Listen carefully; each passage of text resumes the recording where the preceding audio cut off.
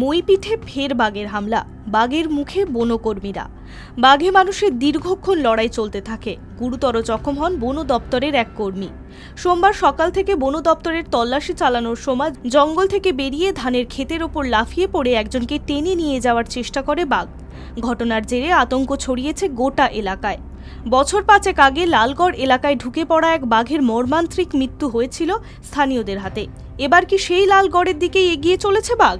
শুক্রবার কাকড়াঝোড় ও বাড়িকুলের বাগডুবি জঙ্গলের পর শনিবার সকালে পিমোর রেঞ্জের পরাসল এলাকায় বাঘের পায়ের ছাপ মেলে, এমনটাই জানা যাচ্ছে বন দপ্তরের কাছ থেকে।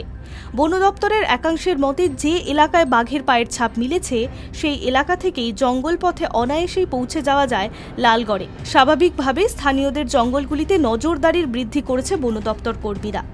এদিকে সোমবার সকালে পরাসল থেকে সারেস্কুল যাওয়ার কাঁচা মোরামের রাস্তার ওপর একাধিক থাবার ছাপ মিলেছে। ওই গ্রাম লাগোয়া জঙ্গলের রাস্তায় ছুটে যায় বন দপ্তরের কর্মীরা এবং খোঁজ চালায়।